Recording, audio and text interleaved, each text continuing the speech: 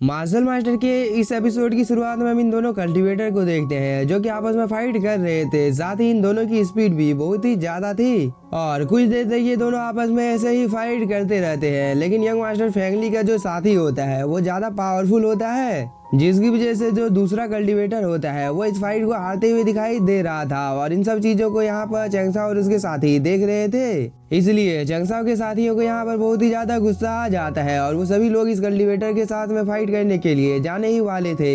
लेकिन तभी चैंगसाओ अपने सभी दोस्तों को यहाँ पर रुकने के लिए बोलता है। साथ ही मैं इस चीज को देखना चाहता हूँ कि जुआन युआन कॉन्टिनेंट अभी भी रेनबो ब्रिज के ऊपर कब्जा करने में क्या इन लोगों की मदद कर सकता है। यह बोलने के बाद चैंगसाओ यंग मास्टर फैंगली की ओर देखने लगता है जो कि अपनी जगह पर यहाँ पर मुस्कुरा रहा था, क्योंकि यंग मास्टर फैंगली का साथी लगभग इस फाइट को यहाँ पर जीत ही गया था। क्योंकि जो दूसरा कल्टीवेटर होता है उसने अपनी एरी चोटी का जोर लगा दिया था, लेकिन वो फिर भी इस कल्टीवेटर को हरा नहीं पाता है। और इस मौके का फायदा उठाकर ये कल्टीवेटर एक किक इस दूसरे कल्टीवेटर के ऊपर मार देता है, जिसकी वजह से वह दूर जाकर गिरता है। और इस किक की वजह से इस कल्टीवेटर की हालत यहाँ पर बहुत ही ज्यादा खराब हो गई थी। इस चीज को देखकर यहाँ पर ये दूसरा कल्टीवेटर मुस्कुराने लगता है। साथ ही वह यहाँ पर इस कल्टीवेटर का मजाक भी उड़ाने लगता है। इस चीज को देखकर इस कल्टीवेटर को यहाँ पर बहुत ही ज्यादा गुस्सा तो आ रहा था, लेकिन इस कल्टीवेटर की कंडीशन यहाँ पर कुछ ठीक नहीं होती है, क्योंकि वो यहाँ पर बहुत ही ज्यादा इंजर्ड हो गया था। इस चीज को देखकर फैंगली का जो साथी होता है वो यहाँ पर और भी ज्यादा इस कल्टीवेटर को चिढ़ाने लगता है। इसके बाद वो अपने मास्टर यानी कि यंग मास्टर फैंगली के पास चला जाता है। इसके बाद वह खुद की ही यहाँ पर तारीफ करने लगता है। इस बात को सुनकर फैंगली इसके बातों का यहाँ पर कोई भी जवाब नहीं देता है और वो आगे की ओर बढ़ने लगता है। लेकिन तभी इसकी नजर इस कल्टीवेटर के ऊपर पड़ जाती है, जिसे देखकर फैंगली दोबारा से इसके प्यार में पड़ गया था। इसलिए वह इस लड़की को यहाँ पर ऑफर देता है कि अगर तुम मेरे साथ इस रेनबो ब्रिज पर चलने के लिए तैयार हो तो ये तुम्हारे लिए एक बहुत ही ज्यादा गौरव की बात होगी। इसलिए अब तुम्हें बिना कोई टाइम जाए किए मेरे साथ आ जाना चाहिए। इस बात को सुनकर पहले तो ये लड़की यहाँ पर मुस्कुराती है। इसके बाद वह बोलती है, फैंगली क्या तुम इस जगह पर मजाक कर रहे हो? क्योंकि तुम्हारी बातों को सुनने के बाद मुझे तो यहाँ पर बहुत ही ज्यादा हंसी आ रही है, क्योंकि तुम अपने साथ मुझे आने के लिए कैसे बोल सकते हो? तुम्हारे लिए अच्छा यही होगा कि तुम अपने दोस्तों के साथ रेनबो ब्रिज के ऊपर चले जाओ, क्योंकि मैं तो अपने दोस्तों के साथ ही इस पुल से गुजरने वाली हूँ। यह बोलने के बाद यह लड़की चैंगसाओ के पास आ जाती है। इसके बाद वह चैंगसाओ को बोलती है, चैंगसाओ क्या तुम मेरे साथ इस ब्रिज को मिलकर पार करना चाहते हो? तो मैं इस चीज के लिए तैयार हूँ। यह बोलने के बाद यह लड़की चैंगसाओ के नजदीक जाने लगती है। इस चीज को देखकर यंग मास्टर फैंगली को यहाँ पर बहुत ही ज्यादा गुस्सा आ जाता है और वो यहाँ पर चैंगसाओ के ऊपर अटैक करने ही वाला था। लेकिन तभी चैंगसाओ बोलता है, मैं इस चीज में इंटरेस्टेड नहीं हूँ। और इस बात को सुनकर यहाँ पर जितने भी ज्यादा कल्टीवेटर होते हैं उन सभी का रिएक्शन एकदम देखने लायक था। साथ ही फैंगली भी यहाँ पर बहुत ही ज्यादा शॉक हो जाता है, क्योंकि वह जिस लड़की को अपने साथ ले जाना चाहता था चैंगसाओ ने उस लड़की को यहाँ पर रिजेक्ट कर दिया है। दूसरी तरफ हम इस लड़की को देखते हैं जो कि चैंगसाओ को बोलती है, चैंगसाओ क्या तुम्हें यहाँ पर डर लग रहा है कि मिस रुयू और कियानसुई तुम्हें यहाँ पर इस चीज के लिए कभी भी माफ नहीं करेगी, क्योंकि इस चीज की वजह से उन लोगों को बहुत ही ज्यादा जेलसी होगा। लेकिन चैंगसाओ मैं तुम्हारी जानकारी के लिए बता देती हूँ कि तुम सच में बहुत ही ज्यादा टैलेंटेड हो, इसलिए तुम्हारे साथ और कुछ पावरफुल लोगों का होना तुम्हारे लिए नुकसानदायक नहीं है, बल्कि इस चीज की वजह से तुम्हें तो और भी ज्यादा फायदा होने वाला है, क्योंकि मैं एक भरोसेमंद साथी हूँ जो कि हमेशा तुम्हारा साथ देने के लिए तैयार है। यह बोलने के बाद वो चैंगसाओ के ऊपर गिरने की कोशिश करती है, लेकिन चैंगसाओ तभी अपनी जगह से हट जाता है, जिसकी वजह से मिस सीसी यहाँ पर गिरने ही वाली थी। लेकिन वह किसी तरह से यहाँ पर खुद को संभाल लेती है। इसके बाद चैंगसाओ मिस सीसी को बोलता है, मिस सीसी तुम इस जगह से जा सकती हो, क्योंकि तुम्हारे ऑफर में मुझे जरा सी भी दिलचस्पी नहीं है। लेकिन इस बात को सुनकर यंग मास्टर फैंगली को यहाँ पर बहुत ही ज्यादा गुस्सा आ गया था और उसने यहाँ पर अपनी पावर को भी एक्टिवेट कर लिया था।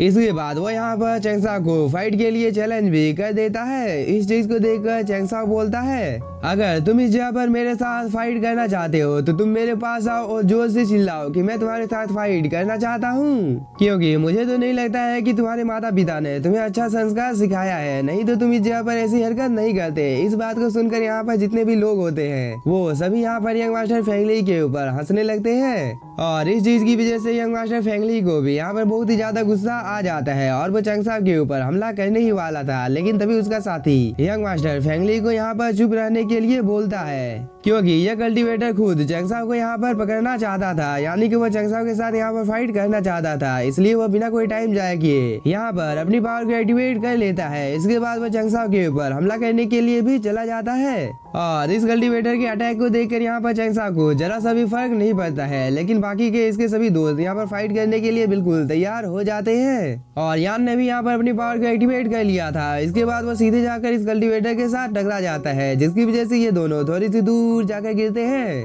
और इस चीज की वजह से फेंगलेई के साथी को यहाँ पर बहुत ही ज्यादा गुस्सा आ गया था। इसके बाद वो बोलता है, आखिरकार तुम कौन हो और तुम्हारी इतनी ज्यादा हिम्मत हो गई कि तुम यहाँ पर मेरे साथ फाइट करना चाहते हो? तो आज तुम्हें यहाँ पर मरने से कोई भी बचा नहीं सकता है। इस पर यान बोलता है, तुम यहाँ पर बकवास करना बंद करो, अगर तुम्हारे अंदर में हिम्मत है तो तुम मेरे साथ यहाँ पर फाइट करो। इस बार फेंगलेई का साथी भी यहाँ पर अपनी पावर को एक्टिवेट कर लेता है और वो यान के साथ में फाइट करने लगता है। लेकिन ये कल्टीवेटर बहुत ही ज्यादा कोशिश करने के बाद भी यहाँ पर यान को टच तक नहीं कर पाता है, क्योंकि यान तो यहाँ पर इसके अटैक को बहुत ही आसानी के साथ डॉज कर ले रहा था। और इन सब चीजों को यहाँ पर दूर से यंग मास्टर फेंगलेई और चंगसाओ देख रहे थे। साथ ही यंग मास्टर फेंगलेई को तो अपने साथी के ऊपर पूरा भरोसा था कि वो इस कल्टीवेटर को बहुत ही आसानी के साथ हरा देगा, इसलिए वो यहाँ पर बहुत ही ज्यादा खुश था। और यहाँ पर बिल्कुल ऐसा ही होता है, क्योंकि इस कल्टीवेटर ने अपनी पावर को अब बहुत ही ज्यादा बढ़ा लिया था, जिसकी वजह से यान को इसके अटैक को अब रोकने में प्रॉब्लम हो रही थी।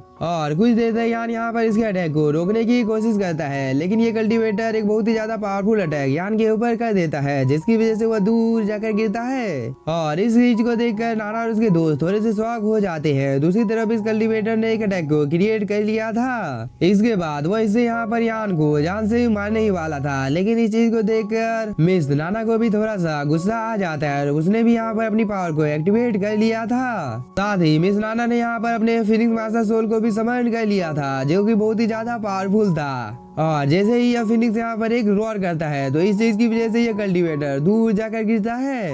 और इस कल्टीवेटर को तो यहाँ पर अपनी आंखों के ऊपर भरोसा नहीं हो रहा था कि आखिरकार ये लड़की कौन है जो कि इतनी ज्यादा पावरफुल है। साथ ही बाकी के कल्टीवेटर भी इस फिनिक्स मास्टर सोल को देखकर यह समझ जाते हैं कि ये यांग फैमिली की यंग प्रिंसेस है, जो कि बहुत ही ज्यादा पावरफुल है। तभी हम नाना को देखते हैं, जो कि बोलती है, तुम लोगों के यहाँ पर आखिरकार कहने का मतलब क्या है कि तुम लोग यहाँ पर इस पुल के ऊपर कब्जा करना चाहते हो?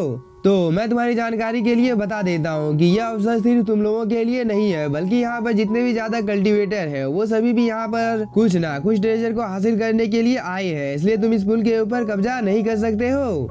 इस बात को सुनकर यहाँ पर जितने भी ज्यादा कल्टीवेटर होते हैं वो सभी भी यहाँ पर नाना का साथ देने लगते हैं कि मिस नाना यहाँ पर जो भी बोल रही है वो बिल्कुल ठीक है। इसके बाद मिस नाना यहाँ पर अपने फिनिक्स मास्टर सोल को दोबारा से डिसअपीयर कर लेती है और वो अपने साथियों के पास आ जाती है। दूसरी तरफ हम इस कल्टीवेटर को देखते हैं, जो कि यंग मास्टर फेंगलेई के पास आ जाता है और यंग मास्टर फेंगलेई यहाँ पर सभी को बताने लगता है कि मैं इस रेम्बो पुल के ऊपर यहाँ पर कब्जा करना नहीं चाहता हूँ, बल्कि मैं तुम सभी लोगों की जानकारी के लिए बता देता हूँ कि यहाँ पर कुछ ऐसे भी लोग मौजूद है जो कि बिल्कुल ट्रैश है, जो कि इस रेम्बो पुल के ऊपर कदम रखने के बिल्कुल भी लायक नहीं है। इसलिए मैं यहाँ पर इन लोगों को इस पुल के अंदर में जाने नहीं देना चाहता हूँ, क्योंकि वो लोग इस चीज के लिए बिल्कुल भी वर्दी नहीं है। इस बात को सुनकर चंगसाओ के दोस्तों को यहाँ पर बहुत ही ज्यादा गुस्सा आ रहा था। तभी एक दूसरा कल्टीवेटर बोलता है, यंग मास्टर फेंगलेई यहाँ पर जो कुछ भी बोल रहा है मैं उस बात से बिल्कुल यहाँ पर सहमत हूँ, क्योंकि इस पुल के अंदर में बहुत सारे पावरफुल बीस्ट है जो कि बहुत ही ज्यादा पावरफुल है और मुझे डर है कि तुम लोग उन लोगों का सामना नहीं कर सकते हो, क्योंकि मुझे भी डर है कि मैं उन सभी बीस्टों को आसानी के साथ हरा नहीं पाऊंगा।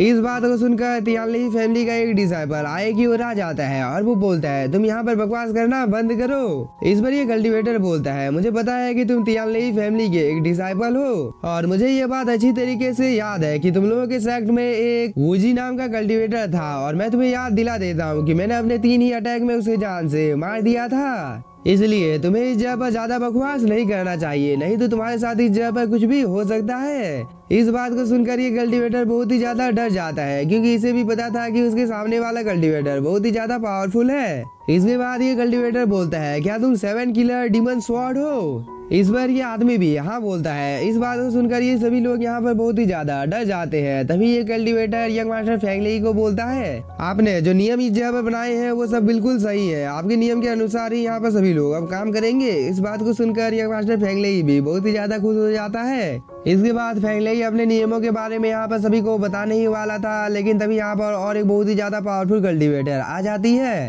इसके बाद वो यंग मास्टर फेंगलेई का यहाँ पर मजाक उड़ाने लगती है कि तुम एम्परर जुआन टियान के सबसे ज्यादा बेकार डिसाइपल हो। और जो लोग इस चीज के बारे में नहीं जानते हैं तो मैं तुम सभी लोगों की जानकारी के लिए बता देती हूँ कि मैंने सोचा था कि जहाँ पर एम्परर जुआन टियान खुद आए हैं, लेकिन मैंने कभी नहीं सोचा था कि जहाँ पर यंग मास्टर फेंगलेई आया होगा। तभी इसके बाकी के साथी भी जहाँ पर आ जाते हैं और इन लोगों के बीच में यहाँ पर रुयू भी मौजूद होती है, साथ ही कियानसुई भी इन लोगों के साथ होती है। और इसी के साथ हम लोगों का ये एपिसोड हो जाता है खत्म। तो अगर आप लोगों को एपिसोड पसंद आया होगा तो चैनल को सब्सक्राइब कीजिए और वीडियो को लाइक, और 10,000 वर्ल्ड के एपिसोड को अभी तक आप लोगों ने नहीं देखा है तो जाकर उसे भी देख लीजिएगा। Thank you for watching.